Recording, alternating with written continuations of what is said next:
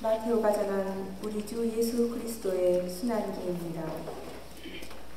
그때에 12 제자 가운데 하나로 유다 이스카리옷이라는 사자가 수석 사제들에게 가서 물었다. 내가 예수님을 여러분에게 넘겨주면 나에게 무엇을 주실 작정입니까? 수석 사제들은 은돈 30잎을 내주었다. 그때부터 유다는 예수님을 넘길 적당한 기회를 노렸다. 무교절 첫날에 제자들이 예수님께 다가와 물었다. 스승님께서 잡수실 파스카 음식을 어디에 차리면 좋겠습니까? 예수님께서 이르셨다. 도성 안으로 아무개를 찾아가 선생님께서 나의 때가 가까웠으니 내가 너의 집에서 제자들과 함께 파스카 축제를 하여라. 제자들은 예수님께서 분부하신 대로 파스카 음식을 차렸다. 저녁 때가 되자 예수님께서 12 제자와 함께 식탁에 앉으셨다. 그들이 음식을 먹고 있을 때에 예수님께서 말씀하셨다. 내가 진실로 너희에게 말한다.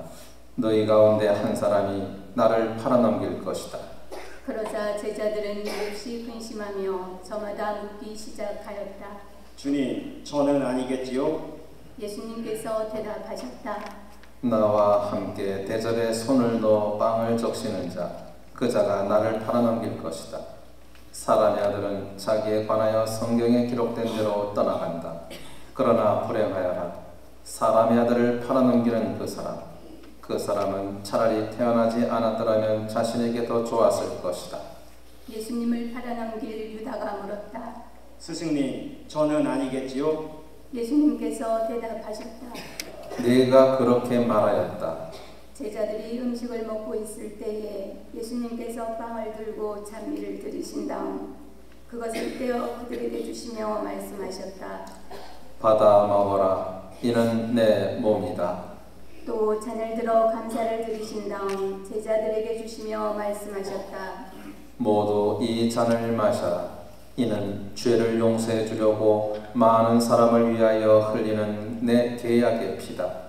내가 너희에게 말한다. 내 아버지의 나라에서 너희와 함께 새 포도주를 마실 그날까지 이제부터 포도나무 열매로 빚은 것을 다시는 마시지 않겠다. 제자들은 찬미가를 부르고 나서 올리브산으로 갔다. 그때에 예수님께서 그들에게 말씀하셨다. 오늘 밤에 너희는 모두 나에게서 떨어져 나갈 것이다. 성경에 내가 목자를 치리니 양떼가 흩어지리라고 기록되어 있기 때문이다.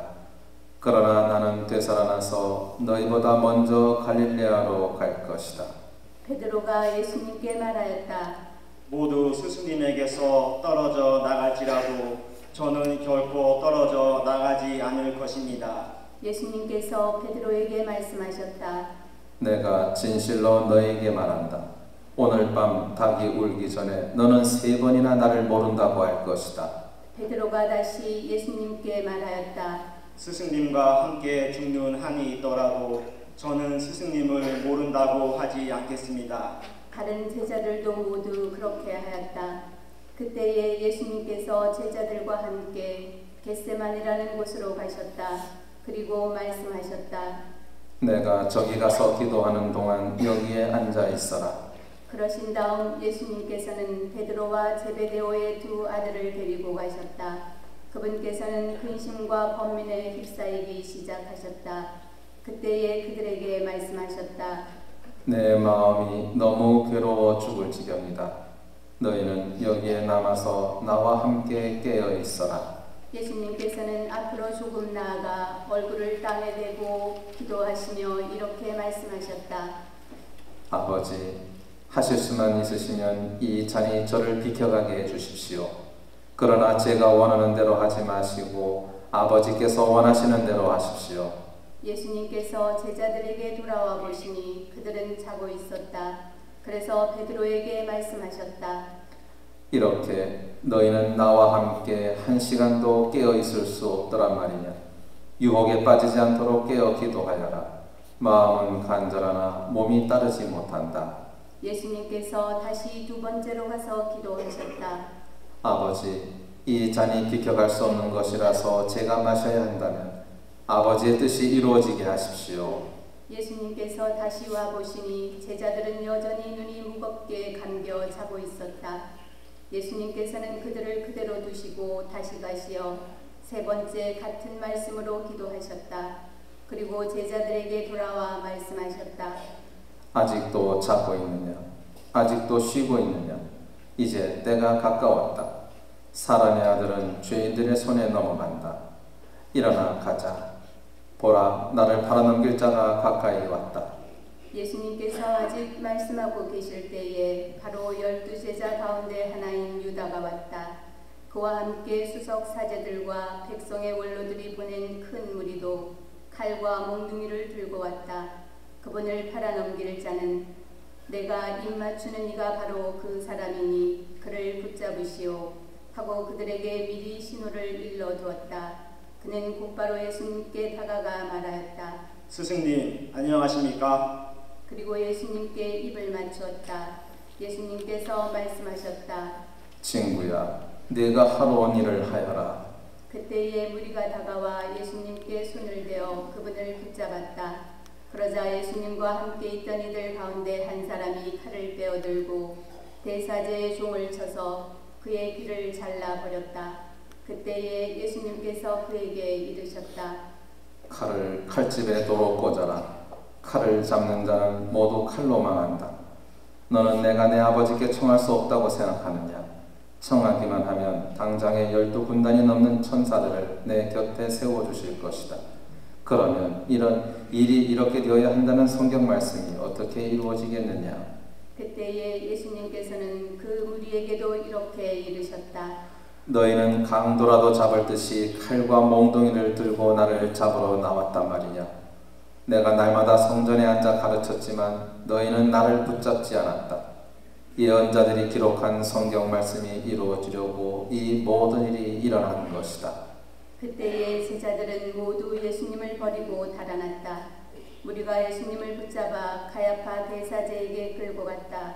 그곳에는 율법학자들과 원로들이 모여 있었다. 베드로는 멀찍이 떨어져 예수님을 뒤따라 대사제의 저택까지 가서 결말을 보려고 안뜰로 들어가 시종들과 함께 앉았다.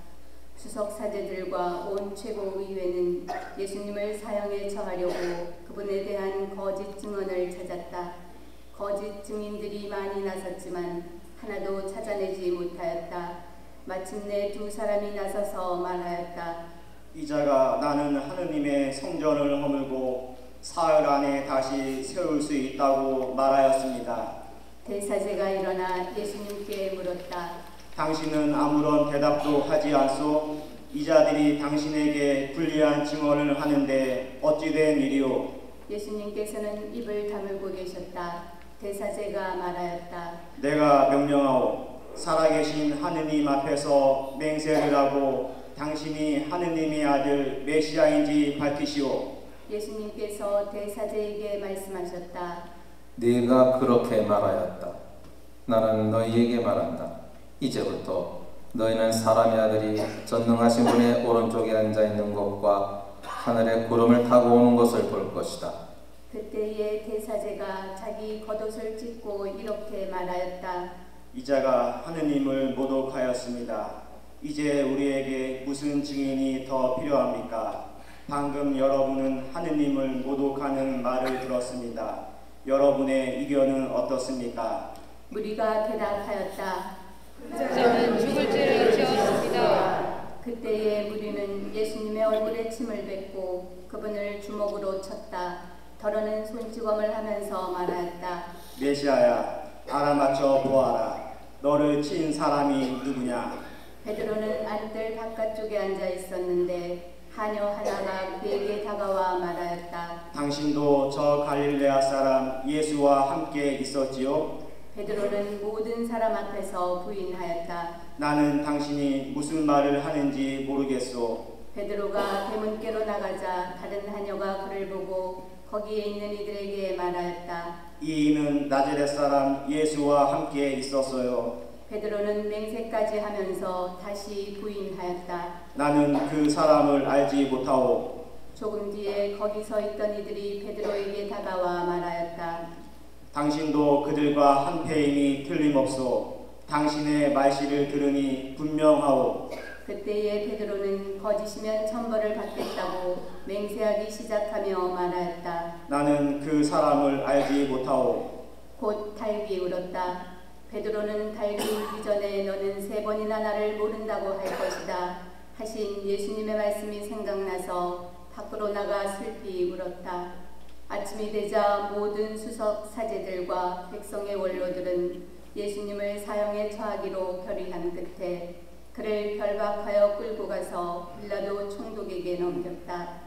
그때에 예수님을 팔아넘긴 유다는 그분께서 사형 선고를 받으신 것을 보고 뉘우치고서는 그 은돈 30잎을 수석 사제들과 원로들에게 돌려주면서 말하였다.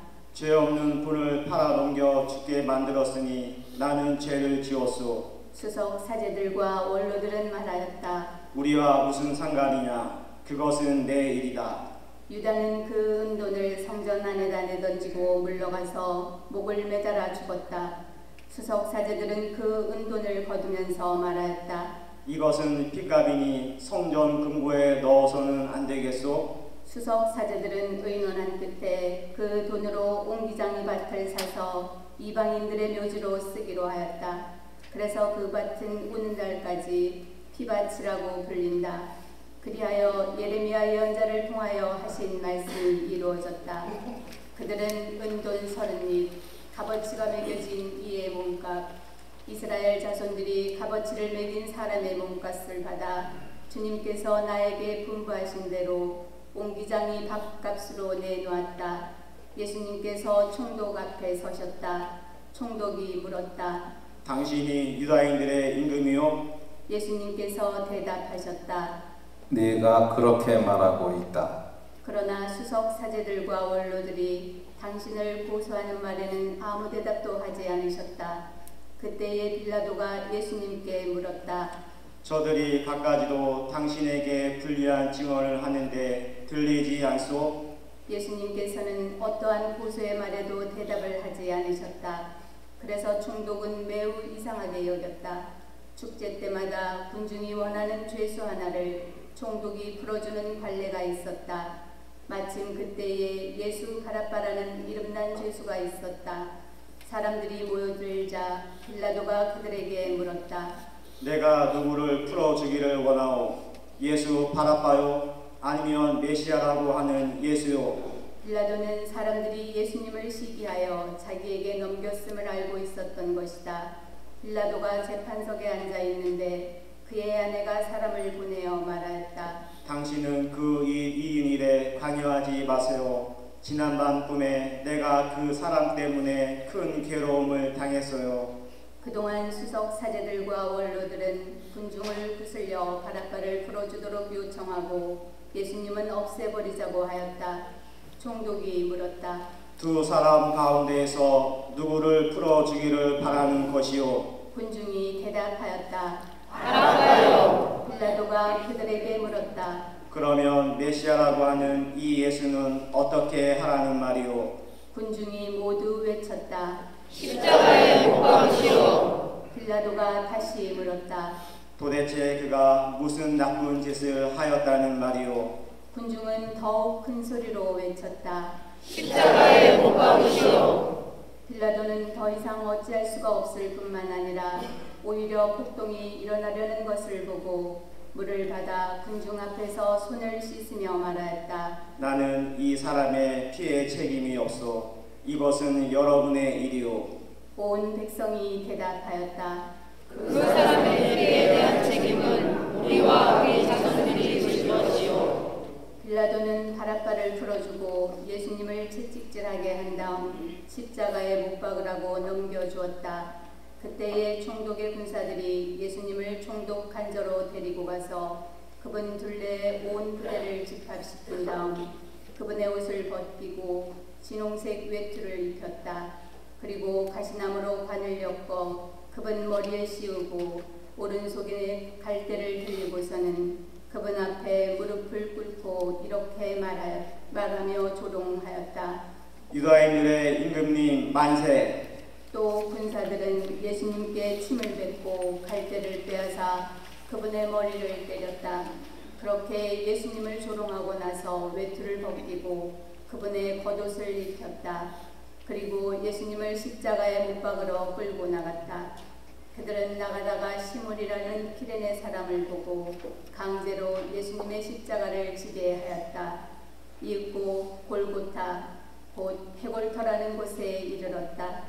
그들이 쓸개즙을 섞은 포도주를 예수님께 마시라고 건넸지만 그분께서는 맛을 보시고서는 마시려고 하지 않으셨다.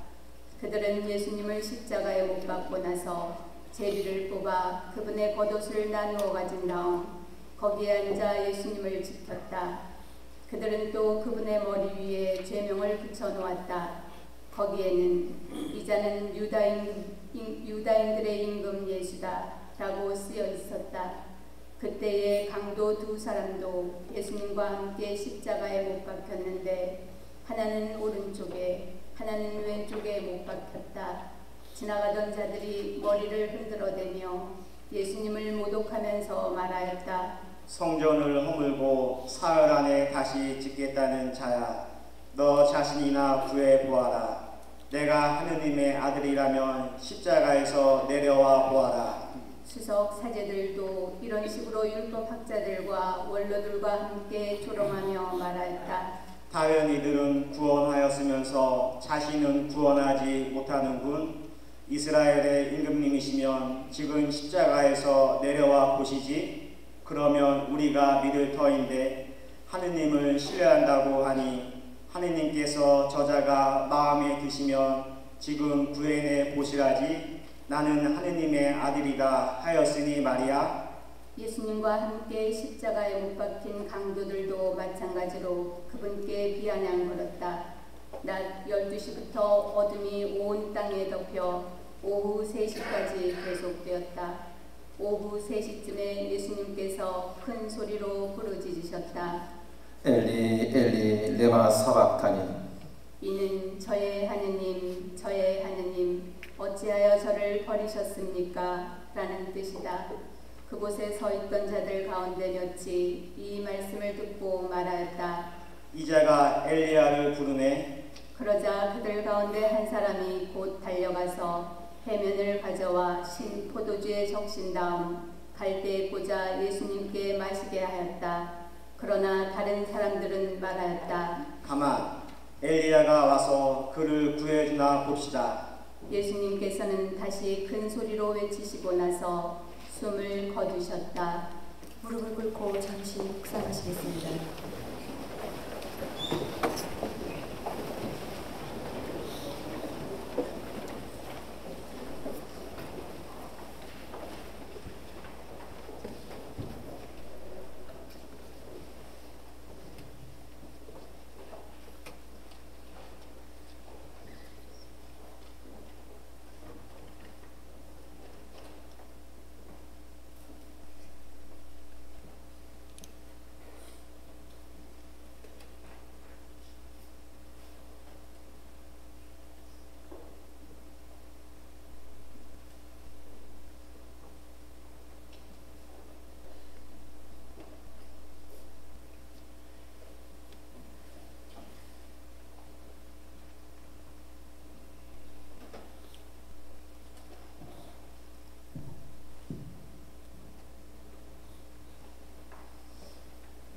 일어서십시오.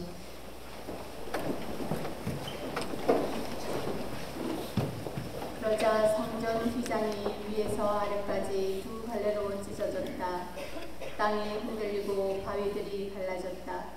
무덤이 열리고 잠자던 많은 성도들의 몸이 되살아났다. 예수님께서 다시 살아나신 다음 그들은 무덤에서 나와 거룩한 도성에 들어가 많은 이들에게 나타났다. 백인 대장과 또 그와 함께 예수님을 지키던 이들이 지진과 다른 여러 가지 일들을 보고 몹시 두려워하며 말하였다. 참으로 이분은 하느님의 아드님이셨다. 거기에는 많은 여자들이 멀리서 지켜보고 있었는데 그들은 갈릴레아에서부터 예수님을 따르며 시중들던 이들이다. 그들 가운데에는 마리아 막달레나, 야고보와 요셉의 어머니 마리아, 제베데오 아들들의 어머니도 있었다. 저녁 때가 되자 아리마테아 출신의 부유한 사람으로서 요셉이라는 이가 왔는데 그도 예수님의 제자였다. 이 사람이 빌라도에게 가서 예수님의 시신을 내달라고 청하자 빌라도가 내주라고 명령하였다. 요셉은 시신을 받아 깨끗한 아마포로 감싼 다음 바위를 깎아 만든 자기의 새 무덤에 모시고 나서 무덤 입구에 큰 돌을 굴려 막아놓고 갔다. 거기 무덤 맞은 쪽에는 마리아 막달레나와 다른 마리아가 앉아 있었다. 이튿날 곧 준비일 다음 날에 수석 사제들과 바리사이들이 함께 빌라도에게 가서 말하였다. 딸이, 저 사기꾼이 살아있을 때 나는 사흘 만에 되살아날 것이다 하고 말한 것을 저희는 기억합니다. 그러니 셋째 날까지 무덤을 지키도록 명령하십시오. 그의 제자들이 와서 시체를 훔쳐내고서는 그분은 죽은 이들 가운데에서 되살아나셨다 하고 말할지도 모릅니다. 그러면 이 마지막 기만이 처음 것보다 더 해로울 것입니다. 빌라도가 대답하였다. 당신들에게도 경비병들이 있지 않소. 가서 제주껏 지키시오. 수석 사제와 바리사이들은 가서 그 돌을 봉인하고 경비병들을 세워 무덤을 지키게 하였다. 주님의 말씀입니다.